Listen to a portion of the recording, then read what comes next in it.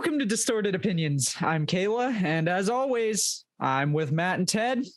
Guys, we're going to talk about a topic that, I don't know, I've heard the saying a number of times that there is no original thought or original song, and we're going to kind of discuss that today, whether or not there is an original song, because there are a lot of songs that sound a lot like other songs that you've probably heard before. And I don't know about you guys, but when I was doing notes for this show, I found a number of songs that I had never actually heard of that apparently sound like other songs that I had heard of.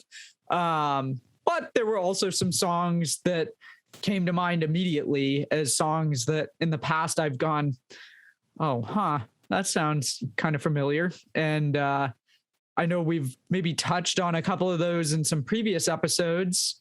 For example, is it the last show or a couple of shows back? Somehow we got on the topic of Green Day's Brain Stew. And to me, apparently not just to me, it sounds like 25 or 6 to 4. In fact, there's a guy, he goes by the Nerd Dude on YouTube, that did a mashup of the two songs. And if you haven't heard it, it's a pretty good mashup, actually. It's a pretty cool mix. There's certainly plenty of those good mashups where the songs note-wise work together, and then you can interchange them, like the Beautiful People and All I Want for You is for Christmas is that's right, whatever that mashup is, Mariah Carey, which is hilarious. But that's a little different because that's just taking the same notes. We're talking. I think this is more on the topic of, well, this is all, this is the same exact song, or these are the same notes, and just change the words and you've got a new song. Right. I mean, to be honest, some of the obvious ones that came to mind, and ones as I was looking into this, I'm like, oh yeah. The Alphabet song, Baba Black Sheep, and Twinkle Twinkle Little Star are all the same. All the same. Oh yeah. A, B, C, D, F, G. Copyright strike immediately. Twinkle, twinkle, little star. Right? You went for like the kiddie tunes there. I hadn't even thought about those. I was just going back to the basics and that's true, just though. general what tones are easy to, I don't know, they complement each other, but are quite simple, have a nice carry to them, but just make a educational tool out of it. Mm-hmm. Right. But yeah, that was one. I was like, oh, duh. You know, like there's a lot more of that as I'm looking into it, I was like, that certainly makes sense. Like, I feel like even the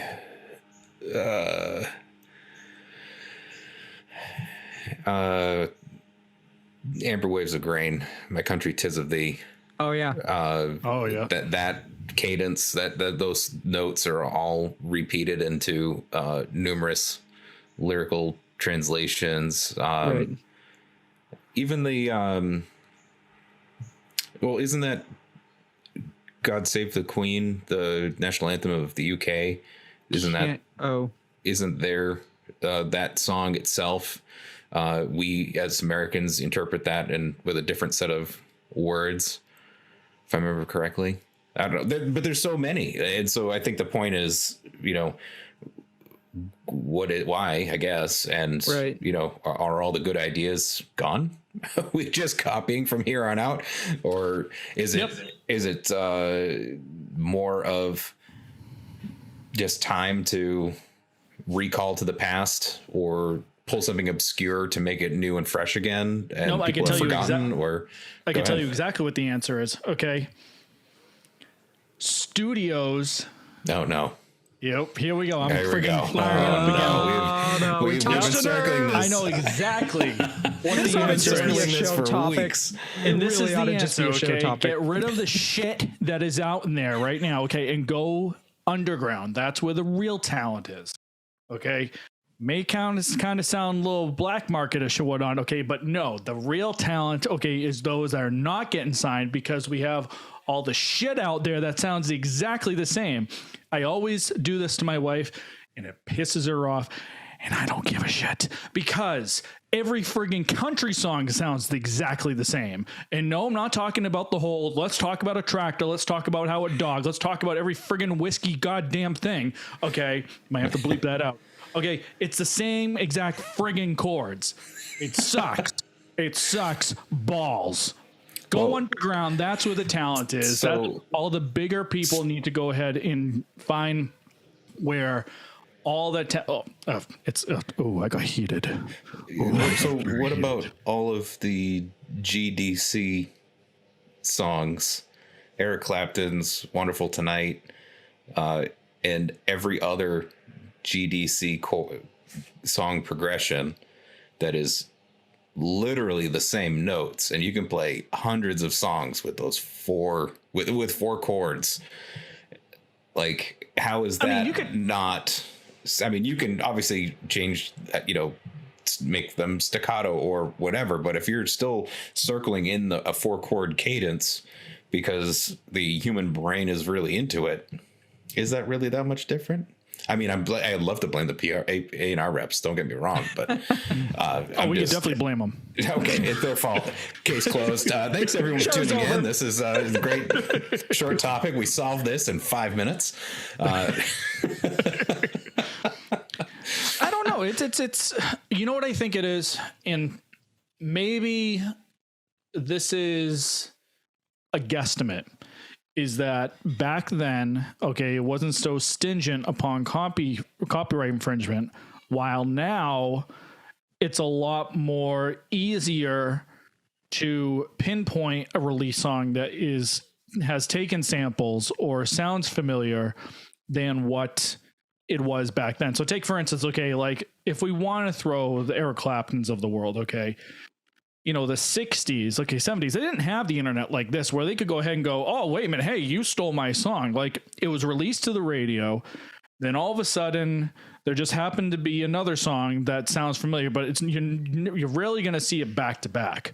Maybe a couple of years down the line, okay, but am I saying it's right? No, but do you think that artist A, okay, went back and going, I'm going to go ahead and write this song way before, say, Clapton released whatever song it was, and then all of a sudden, ironically, they both were released at the same time. It's, I don't know, coincidence? Maybe? I don't know. I just dropped something. Okay, so let's unpack that point for a quick second. If we're going back, or the thought, I suppose, that if we're talking in the,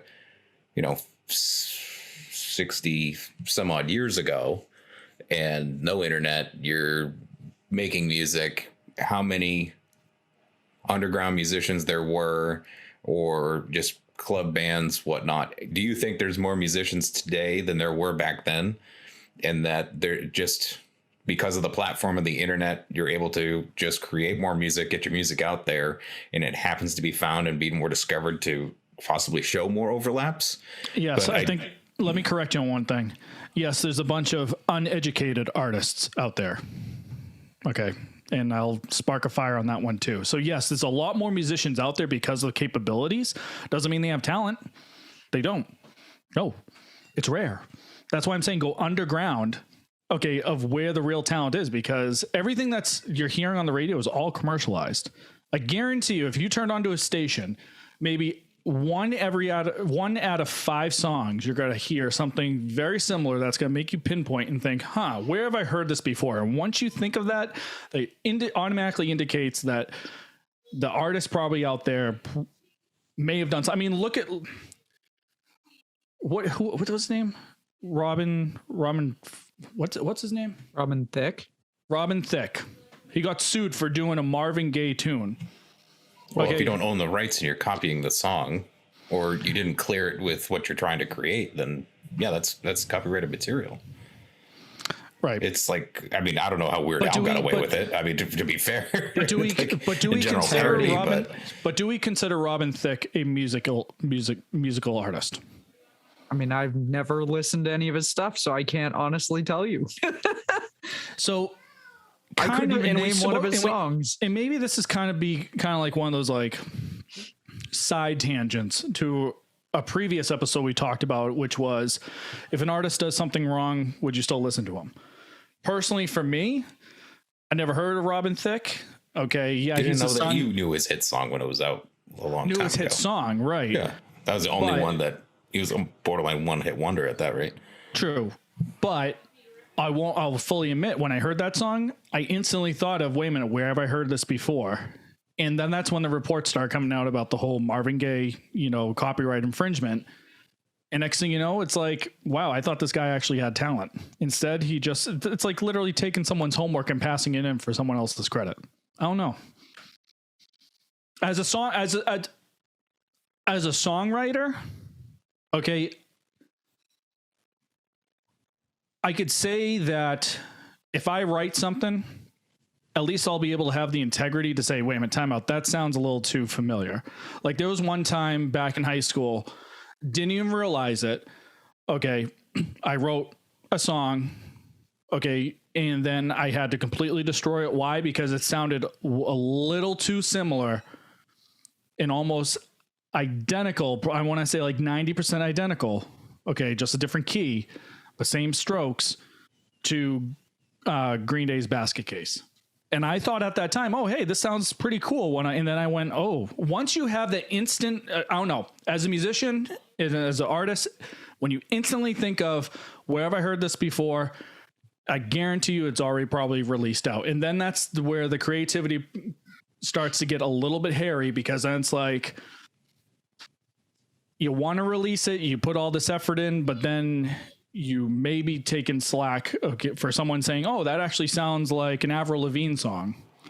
I don't know. I suppose it's the hard part, right? If you're just creating music for music and you don't think you're influenced by something else, but because there's so much music out there and it's easy to reference today, it's a couple of key clicks and you're like, well, let me just YouTube this real quick and let's play it side by side. And that's sounding really much the same. Listen, if they have technology these days, okay, is incredibly advanced. I actually just saw which I'm really skeptical on, but just for the hell of it, I'm going to, download it and try it against one of my tunes. But the technology these days, especially when it comes to music, is so advanced. The commercial I saw was for e-mastering. That's what it's called, the e-mastering. You mean tell me there's a platform, okay, that can master your tune? So you mean tell me all those engineers, okay, out there that spent years and years and years, especially when they have to like modify their ear to make sure that things are evened. There's a platform out there that even an amateur, okay, that wrote their first song can make it master. I don't know. Might want to be a little skeptical on that. I would imagine that the balance would just be like an algorithm. It would be like your Instagram, like auto balance. Lux goes 50%, and it's like, hey, I edited my photos for Instagram. I feel like there's a system standard at that rate. I wouldn't be surprised. Everything would sort of be mixed the same because it's a similar program. That's just my 2 cents, but. I wouldn't be surprised though if there is a program out there that says, "Hey, take this song and see if take this song and see what it compares to."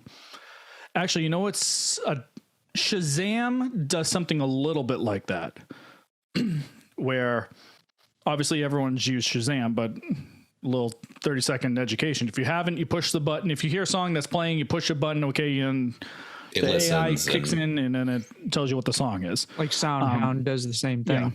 Yeah. Mm-hmm. But I don't know. It's tough. I mean, listen, you can only do so much with, like 7 notes. Okay, with sharps and flats, diminished, majors, minors. You could do right. There's a finite. So there's a lot you can do. There's a finite amount. Yet we can still create an immense variety of songs and music. 100%. Okay, so let me tell you this, right? Here we go. I might have a heated moment, but it's going to be completely worth it. Fuck Maroon 5. Okay? Here we go. I'm saying it. I don't care. Just starting. All right. Here we go. This is just the Matt Rant show. And I'll tell you why. Okay? Because their latest single right now, friggin' Memory, is that what it's called? I don't know. Okay. After the show, listen to this Maroon 5 song called Memory. No lie. 100%. And I hope I piss off someone that's listening to this and is a big Maroon 5, because I do not give a fuck. It is literally canon in D. Oh. Canon in D. They took a classical piece, put words to it, and made it a Maroon 5 single. It's canon in D. Canon in D. How the hell do you friggin'... Why? And you know whose fault that is? That's not only the band's fault. Okay, but that's the A&R reps. That's the contract signers. Done rant. Okay. Well, I haven't heard. I think there's certainly, hey man, I got a creative idea, man. Let's take this song and then like overlay some sweet lyrics to it, man. I don't know. That's what I hear. That boardroom conversation. That's exactly what they did. Yeah. But anyway, I mean, just for the record, I figured it out at the beginning earlier ago. I said that the UK the national anthem, God Save the Queen, the American version of that, same song. We know it as My Country 'Tis of Thee. That's the general correction I want to make, because it was bugging me this whole time. We did that I couldn't think of it at the beginning, and I know someone at this was listening and was screaming, "My country 'tis of thee, you idiot!" And just for the record, it's okay. So Ted pissed off someone. I definitely probably pissed off someone. Kayla, it's your turn. All the A&R reps. Don't care. Gee, what can I bring to the table here? I mean, I don't think Metallica fan that hates the Black Album. No, wait, sorry. So actually, I did have a Metallica fan that thinks Saint Anger's the best. All right. So not really necessarily a whole song thing, but something that for a long time when I was younger, and now I obviously know what the difference is, but I would hear the beginning of the song and not know for sure whether it was going to be AC/DC or Metallica, and that's Hell's Bells and For Whom the Bell Tolls. Both open up with a bell. And no, it also opens up with a bell? The Taco Bell commercial. And Top Gun. Yep. I actually had that in my notes as well to reference, and figured we were going to go down this road with the bell conversation. All very different bells, though. If you listen to them, you will find that they are not the same tones. But if you don't listen to them back to back, okay, then you might not realize that it's not the same bell tone. But for a long time, I would hear the bells at the beginning of either one of those songs, Hell's Bells or For Whom the Bell Tolls, and not know which song it was going to be until the guitar came in, or in the case of For Whom the Bell Tolls, the bass. So again, not the same song, but just same kind of opening instrumentation type of situation. Obviously, Hell's Bells came out before For Whom the Bell Tolls. But there is my Metallica reference. I don't think I really pissed anybody off with that necessarily, unless you're just like absolutely hate either of those bands and can't imagine that I ever would have confused either one of them based on the bell tones at the beginning of the song. And then you might be absolutely furious, but I don't think I have anything to bring to the table that's quite as heated as either Matt or Ted's comments for this episode. That's why this show is called Distorted Opinions. We all have our opinion. That's right. And on a different note, in terms of the same intro, same song, the Slayer has two songs that have the same thunder intro with like screeching guitar, and I always am like, is it Criminally Insane, the song Criminally Insane, or is it Rain and Blood? And one of those two, but they both start with the exact same sound clip. And in terms of just for a band to do the same exact intro for two different songs, it's just that's a different take than it's copying themselves in a sense, because it is the same intro. Well, if you want to go that route, Metallica has The Unforgiven and The Unforgiven 2, and both of those start kind of with that same noise. Speaking of Unforgiven 3, yeah, I was just saying, Matt, I think your mic is doing that crackly thing again. Is it better now? Better? There we go. Yeah. No, it's definitely your microphone. Or a cable or something. Right. It's still doing that weird crackly thing. It still is? Yeah. How about you mute yourself and we'll figure it out? Yeah, we'll just... Oh, there we go. That took care of it. Yeah, I just unplugged his microphone. But you were saying, but when you look at Unforgiven and Unforgiven 2, it's more of a continuation of an existing song. Well, yes, there is. Yes, there is. But I don't know that the third one opens with that same. I don't know what that is, like horns at the beginning. I don't know what that sound actually is that opens up both of those songs, but they both open with that. Yes, the sound is gone. We can hear you again. Whatever that instrumentation is, both The Unforgiven and The Unforgiven 2 open up with that same sound. But I think, again, if you listen to them closely, they're just slightly a different key. So if you know which it's like a half step or something, it's super close. Yeah. That's so, true. You hear it enough times and you kind of know which one is coming. But so maybe not exactly the same as the Slayer reference that you were making, but just they do use that same concept at the beginning of both of those songs. I guess maybe the Slayer songs are not a continuation of like, here's a not second that I'm aware part. of. Maybe there's a hardcore Slayer fan that can answer that, but not that I'm aware of. I feel like those are two very different songs, independent tracks, but they still start the same way. Sure. Coincidentally. But that also gets into the other point that we figured we'd go down this rabbit hole as well in terms of sampling, because a lot of times samples from any original track from 20 years ago is now in fashion to have a little snippet. It's a hi-hat snare sound. It's a particular clap, background beat thing, a guitar riff or whatever else gets sampled in. And it's, it's sort of a part of it. It's a cool, I appreciate the throwback attempt, but at the same time, depending on who's doing it and how it's done, it's a bit of a cheap money grab, in my opinion, because it's not your song. You didn't write it. You're just, that I see Matt's nodding. He's like, feed into the hate of the A&R rep. I can feel your anger. No, but I mean, I get it can be cool, but at the same time, like, it's not. Come up with your own shit. Yeah. Yep.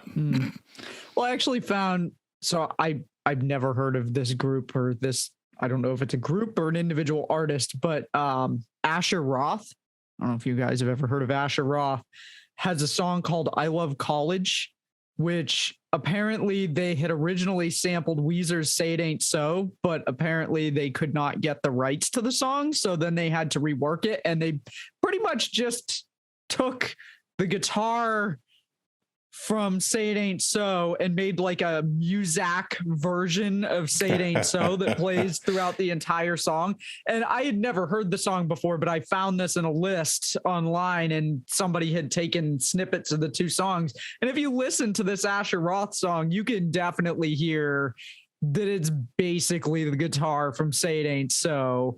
Again, just like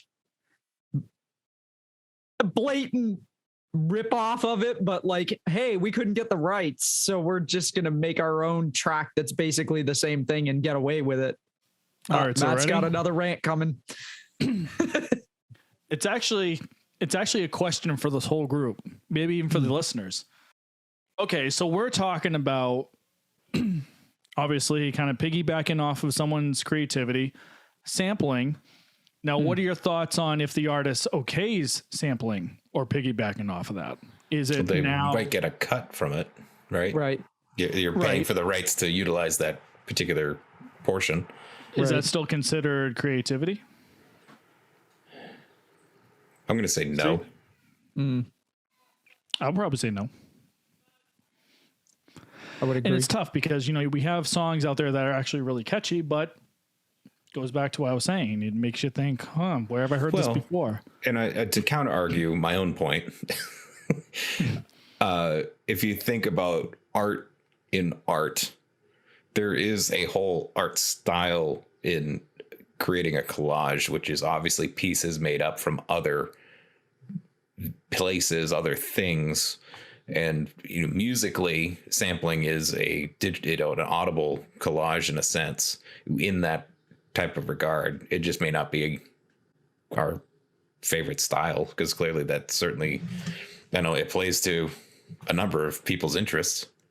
So here's one that just came to mind that I guess it would, I don't know if it would technically be a sample or not, but I don't know if you guys have ever heard Set Adrift on Memory Bliss by PM Dawn.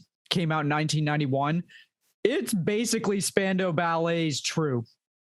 It's like the entire song is Spandau. Is it Spandau? I don't know how you pronounce the Spandau Ballet. It is pretty much entirely like the backing track, but with a hip hop track over it, essentially. Like that is one really obvious example that I can think of. I'm not even sure it's considered sampling because the entire song is true with different lyrics over it. I mean, think of how much hate Vanilla Ice got with Ice Ice Baby. Oh, of course. That one's a classic. Everyone was like, "Are you kidding me?" And his argument was that it's not the same because it has one extra beat in the dun dun dun dun dun dun dun dun dun dun dun dun, while Queen is dun dun dun dun dun dun dun dun dun dun dun. I saw that. I think that was like a behind the music type of thing. I seem to remember something like that. Yeah, but there was definitely an argument. I'm like, come on, dude, really? Right. That's a weak argument. Dun, dun, dun, dun, dun, dun, dun. Oh, Quiet Riot and Twisted Sister, another one that comes to mind. Those. Oh, yes. That was, we're not going to take it anymore. Like that is basically this. It's the same. It's a cover almost. I mean, and where do you draw the line of covers versus everything else? Right. Because so my opinion on covers is that, okay, so covers is completely separate because at least you're acknowledging the artist's work, like saying, like the Chris Cornell cover that Sevendust did, exactly that latest album. You think that would be like a tribute, okay? But it's still respect because they're still acknowledging that it's Soundgarden, Chris Cornell, okay. Covers is, I think, completely different because you're showing. Whoever's doing the cover is at least showing appreciation for what was created versus saying like, Matt Venaria came up with 25624. Okay. Oh, and also, by the way, in case you feel like it's also known as Brain Stew. I mean, whatever you want to feel like, you know what I mean? But like, if I went out and played live and said, oh, hey, we're going to do a little mashup here.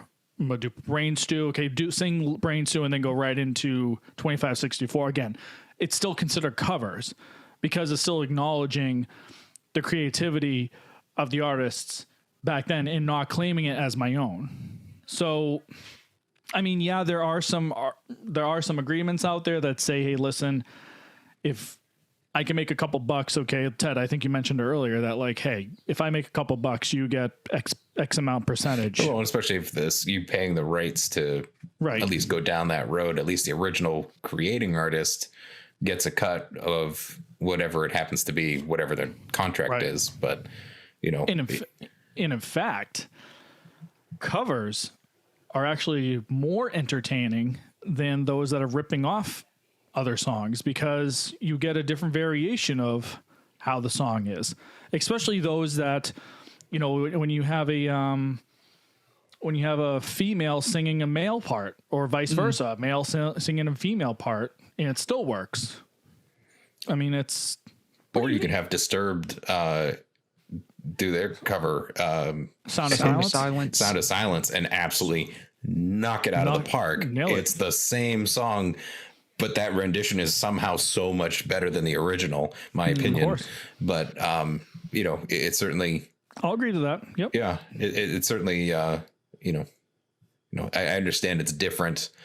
Sure, that song put them back on a map on a lot of different places, different than where Disturbed normally would have been. Some people didn't know who Disturbed was until that song came out because it was not, you know, to that particular audience. Well, another band that got recognition for someone else's work, Alien Ant Farm, Smooth Criminal. That's true. That's right. That's right. Yep. Which, yeah, the Michael Jackson another great cover. Well, okay. So what about, I'm going to use the example because this falls under a cover and under a song that somebody else wrote, but you have Nothing Compares to You by Sinead O'Connor was actually written by Prince. And then you have Chris Cornell covered that in an amazing, amazing cover that I actually, it's another one of those, like you, Ted, with the Disturbed cover of Sound of Silence. I feel like Chris Cornell's cover of Nothing Compares to You absolutely knocked that song out of the park. But also, well, no one cares about Sinead O'Connor anyway, so. Okay, that aside, before Matt goes into another tangent here, I'll just say I'm on fire today. Yeah, sorry, he came in ready to throw punches. Yeah, he was hot to go here, hot to trot. So, but I feel like, so there's a couple things there. I feel like you have artists doing covers of songs that are in both of those situations a little bit older, that now you've introduced that song to maybe a newer audience, but also a broader audience, because now you've hit a fan base that maybe otherwise wouldn't have listened to that song. Like with the Sound of Silence, I'm sure a lot of, was that Simon Garfunkel or just Paul Simon that did that? I'm sure those fans probably weren't listening to Get Down or With the Sickness or they were definitely not down for the Sickness. They weren't listening to Disturbed, just like I would imagine anybody who's listened to Sinead O'Connor probably wasn't listening to Soundgarden or Chris Cornell and vice versa. So I feel like I would. Covers are different.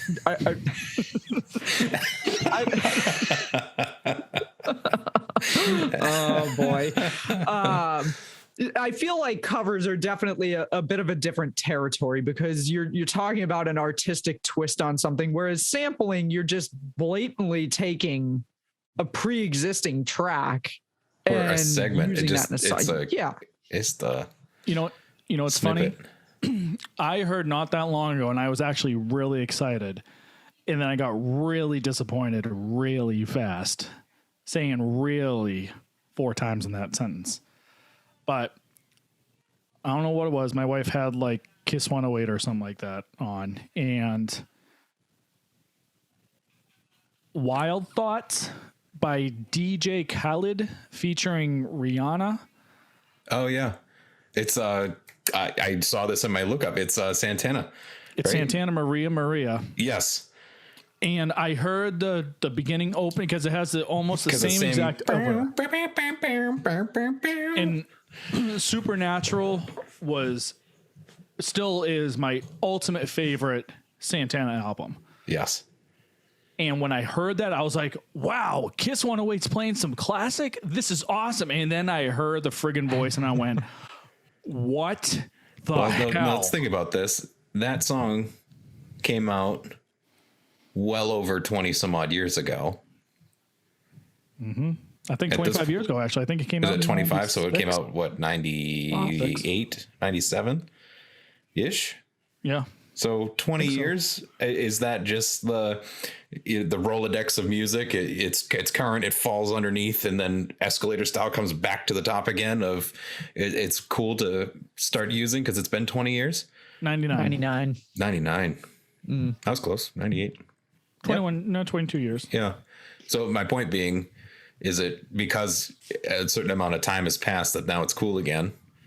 and now it's okay to sample, because I'm like, when I was a kid, my mom listened to this, but now this is in a cooler song now, this little bit, but it reminds me of my childhood. I'm bored and I have no creativity and I have to steal other people's shit. A&R reps, apparently. Yep. But again, it kind of comes back to that whole, like, how much of it is that the audience listening to that doesn't necessarily realize, like, what was there was something recently that I feel like somebody sampled an Ozzy song or a Black Sabbath song or something, and people were like, oh, this is such a great song, I can't believe, like, or basically they thought whoever the artist was had written the song and that Ozzy had ripped off that artist or something, and not the other way around. And it's like, you realize, is it Little John? Maybe called "Let's Go Crazy." Maybe. I remember there was a whole thing circulating on social media for a while about it. There's a song. It's right here. Now it came to my mind because I remember I actually listened to this. It's Little John and Twista with Trick Daddy, and the song is called "Let's Go," and the riff in the sample is the Crazy Train. Okay, that I think is what it was. It goes, "Let's go, let's go." Right. Yeah. I'm pretty sure that was it. And the younger generation did not realize that was an Ozzy track. And so, I can't help but go back to, like, how much of it is that with this sampling, these newer artists, the audience that's listening to these songs doesn't even realize that these pieces of the song are being sampled from a pre-existing song that came out 20, 30, 40 years ago. And so to them, it's new. And I mean, aside from the fact that I just couldn't even get over the fact that people were like, who's Ozzy? But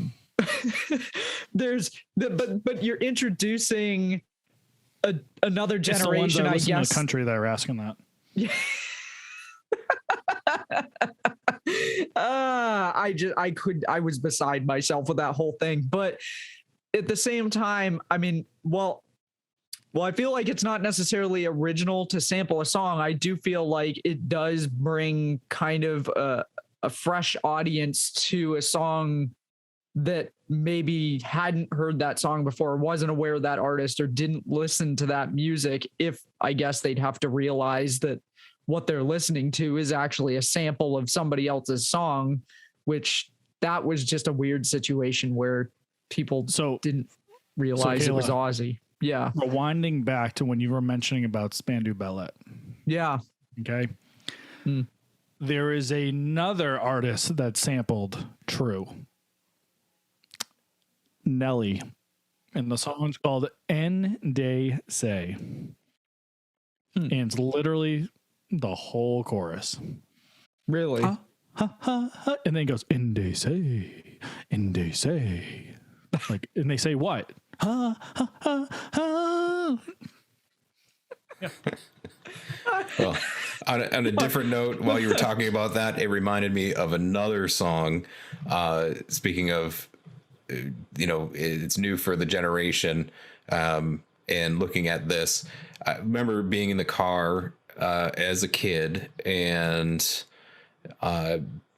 listening to, I think it was Kiss 108, and the Fugees had a song off of their 1997 album. No, excuse me, 1996 album, The Score. And I believe it was Killing Me Softly was also a song that was, and according to Wikipedia, to jump over to that, was an original song from 1972. Mm-hmm. So we're talking, there's 20 years. Here's another new song. And, it's done again in the 90s. And I just remember my mom being like, this was a song from the 70s. This is a cover, or just that reference of that music. I'm like, I have never even heard of the original. I don't know what this is, but this song. That impressionable era of our youth, when the music from that time being the most impressionable. But that's one that I just recall. I'm like, oh, that's an older song that's just been redone, just called Forward. Again, 20 some odd years. It's like the magic number. So what do we like from back then that we are going to bring forward to today? Well, it'll be our generation. We're going to start pulling some old chilies out and then changing the lyrics, or I get knocked down, but I get up again. You never gonna keep me down. What's that Smash Mouth song that everyone? Hey now, you're an all-star. Get your game on. Isn't that 20 years old? Can we start recycling that? Off the movie Mystery Men. That's right. Oh man, remember that one? Wow. What other song? I feel like you could tie in, and it would turn into a different show, but you could tie in like remakes of TV shows and movies into the same topic, though, because it seems like shows that were on 20 or 30 years ago, they're now remaking them. Like, what did I see the other day? Fuller House. The Wonder Years is coming back. Winnie Cooper's coming back? I doubt it. I don't think it's Winnie Cooper as you knew her. It's okay. Danica might be the grandma by now. Danica McKellar. Sweet baby. But yeah, no, they're bringing back the Wonder Years. They brought back a couple of other. Will and Grace came back recently, and I think it's now not on anymore. They brought back Murphy Brown. There's a whole bunch of shows, and then Roseanne, but now Roseanne. Well, now it's the Connors. Done political, and then went Connors.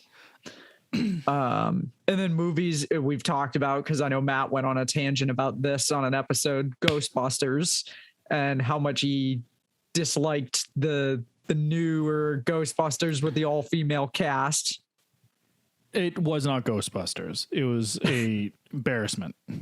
That's what it's called. Embarrassment. So before we go on too much of a tangent about movies and TV shows, because that's not what the show's about. I just want to tie in. It's making you think creatively it's just an appeal for everything. It makes you think that has entertainment exhausted creativity, where the only way to keep afloat is by remaking something or bringing back something that was successful and taking that chance. Some of it, yes. Some of it, no. Full House. Never watched Full House growing up. Oh, that's right. What is wrong with you? Fuller House. Well, I was a Family Matters guy, which I'm crossing fingers. But you can watch both? I didn't watch both. I didn't. No. I know. What the? Forget about me. Am I even American? So... But I watched Fuller House on Netflix and fell in love with it to the point where I actually went to like a Target and I bought my wife and I the whole complete series of Full House. Oh. And what's funny is that when I was watching this, because my wife also watched it, she was like, oh, I get Steve came back. She's like, oh, Steve. I'm like, who the hell is Steve? She goes, well, maybe if you watch the original show, it was DJ's old boyfriend. And I'm like, again, didn't even know. So what I do? Start watching Full House.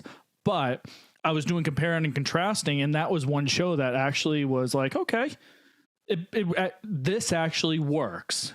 And why does it work? Well, maybe it's because they actually have the original writers of the show continue on. Now you have shows that are brought back but have different writers, different casts sometimes too. I feel like the cast has a lot to do with it too. If you bring back a show and it's a totally different cast, then it's not. That's why Independence Day Resurgence sucked. All right, we're on movie tangent. We're back to the music. Yeah. I was a little afraid that we were going to end up veering off into. Well, you know what it was? The ultimate question was going to be: has the entertainment business relaxed because creativity? And that's what the show is about: is creativity. Has it been relaxed? I would have to say, yeah.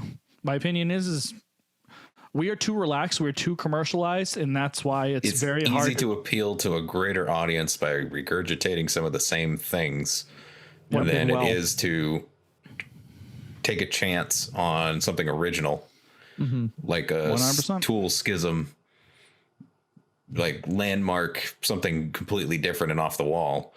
It's certainly more of a challenge to do something like that than it is to, well, and it's just a gamble. Like, do you want to gamble on something that might be trend setting, or do you instantly cash in because it's it's going to be an easy $25,000?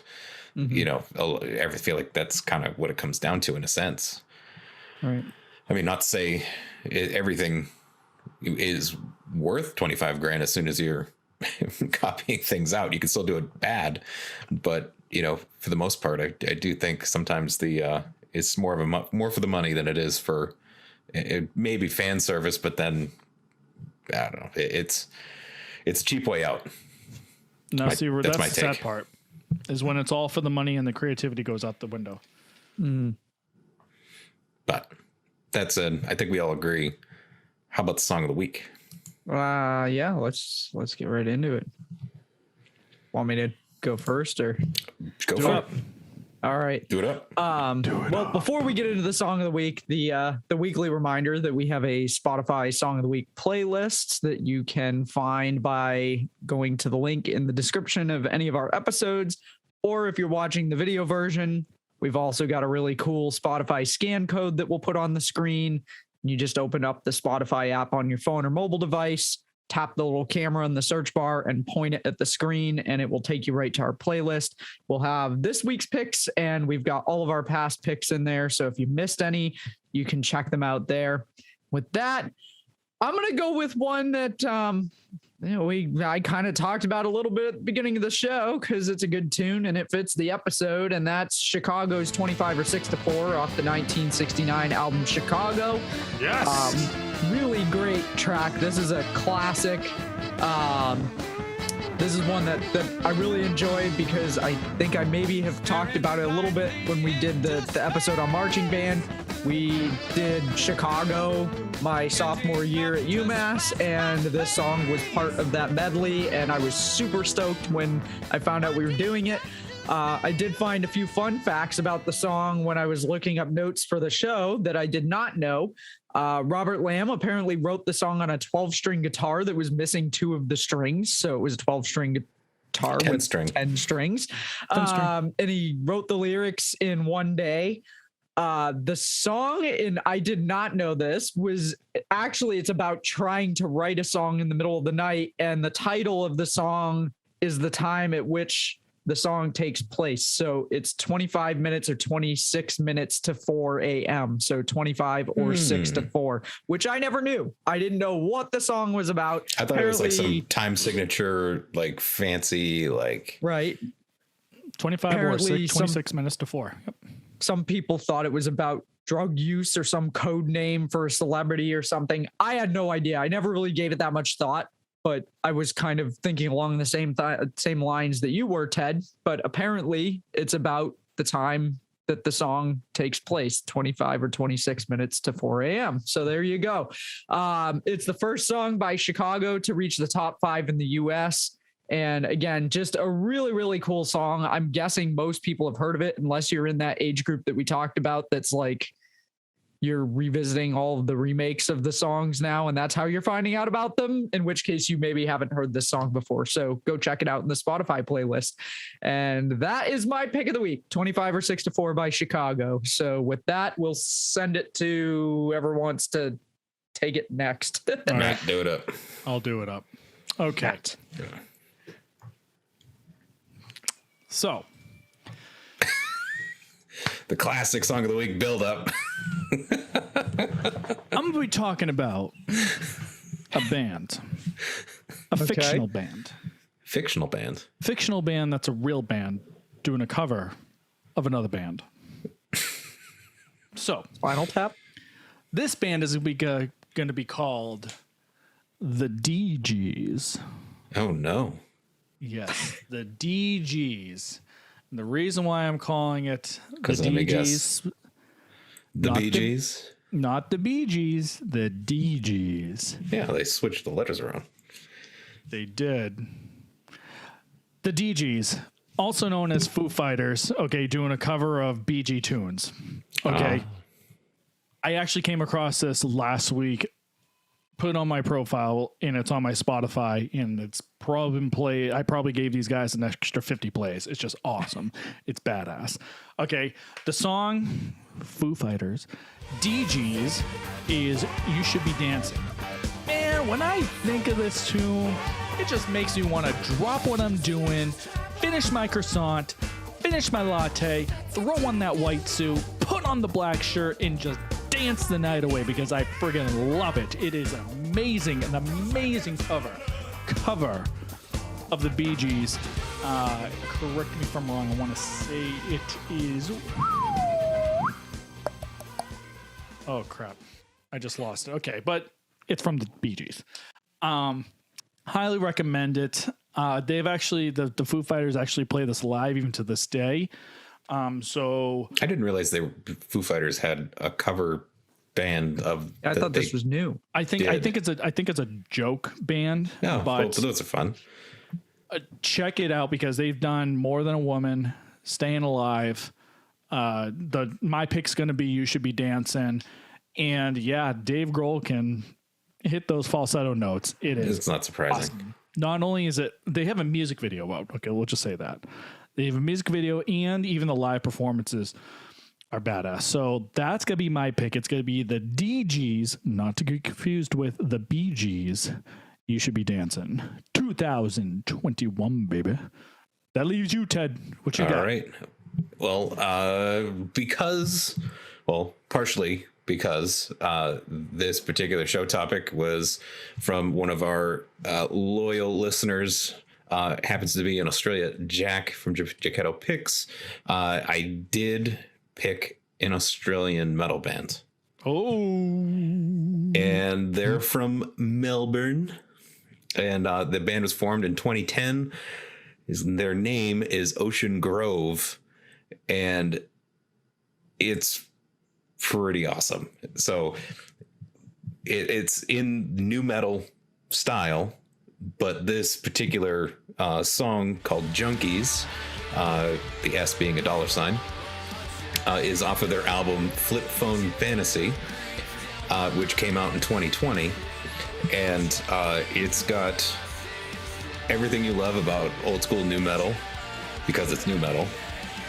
So it's got some rap element. It's got some catchy chorus, heavier nu metal guitar riffs to it. But it does have that nice harmony as part of the chorus as well, vocally, which is really cool. The song slaps. I love the song. Definitely had to make it Song of the Week and get this band a bit more notice because it is really cool. And who knew nu metal left the United States, but it just popped up in Australia because these guys are crushing it. So that would be my Song of the Week. I like it. All right. Before we close, excuse me, before we close the show, all three of us definitely want to give, excuse me, how about we start this again? So unfortunately, by the time this airs, it'll be about a month it went up, but we're going to acknowledge it now. But unfortunately, for us listeners, as well as us, we've heard the tragic news of Joey Jordison, formerly known as Slipknot, who passed away yesterday. So obviously, our thoughts and our prayers are with the Slipknot family, the Murder Dolls family, Scar the Martyr family, every, and even his personal family as well, fans as well. We want to take this moment to acknowledge that phenomenal drummer, and he's going to be sorely missed. So we're going to have a bonus song of the week on that. It's going to be a song that Joey Jordison is on it. We're not going to tell what it is, but it'll be on our Spotify list. But yeah, so mega influential drummer, one of my top 3 favorite metal drummers of all time. And of my top 3 favorite metal drummers, only one is alive at this point, which is crazy. Because very much so. A lot of them passed too soon. So unfortunately, but I know it leaves quite a legacy. That's some impressive book of work that he's created in a short amount of time. But it's definitely 100%. A huge loss to the metal community and everyone that was a fan of any of his work. So definitely pay tribute to that. Indeed. So Joey, the Jordison family, our thoughts and prayers are with you all at this moment. Why not? So also want to just mention, because I don't know if you guys heard this, but Dusty Hill from ZZ Top also passed away today. Bass player. Yes. Didn't know that. Yep. Okay. Yep. So that's 2. Yeah. Wow. Yeah. He unexpectedly, apparently, I'm just reading the news article that a friend sent me earlier that I hadn't had time to open, but I saw very briefly the text come through. They're actually, ZZ Top is on tour right now, and apparently he had gone home with a hip issue a few days ago and passed away unexpectedly today. Oh, geez. So, all right. Well, yeah, sad news there too as well. The music world has been impacted twice in the past 24 hours. So well, we can't end on that sad note, by the way. Because it's terrible that was real talent. Anyways, moving on. Well, yes. To lighten the mood, I suppose, we didn't plug any of our socials or anything to close this. So if you have any suggestions for a topic, any feedback from this particular episode, what do you think about sampling music or the originality that comes along with just copying existing music and then just changing the words or utilizing certain riffs from that? Let us know. You can do that a couple of ways. You can reach out to us on social medias, plural, Instagram. We got the YouTube where the video version is posted. Feel free to subscribe. We don't want the crazy long URL. We want a custom URL. So subscribe to help us get us there. We can reach out to us via voicemail on anchor.fm/distortedopinions. You can also reach out to us at regular email at distortedopinionsshow@gmail.com. And we are very responsive everywhere that you would like to reach out to us at. But, if you are a band and you have a new album coming out or new song and you want to promote it on our podcast, reach out to us. If you have suggestions for a topic, reach out to us. If you might want to be a guest, reach out to us. I mean, we're just ready to engage our viewers and listeners. Sit with us. Yeah, come converse. Hang out with us. Drink beer with us. Have fun with us. So with that, I think that was all of our socials. And don't forget to check out our Spotify playlist because it's got a crazy eclectic mix of really good tunes that we've all selected, including our guests. So with that, I think that'll be the end of our episode. I think so. Thanks for tuning in, everyone. We'll see you next week. Alexa said goodbye as well.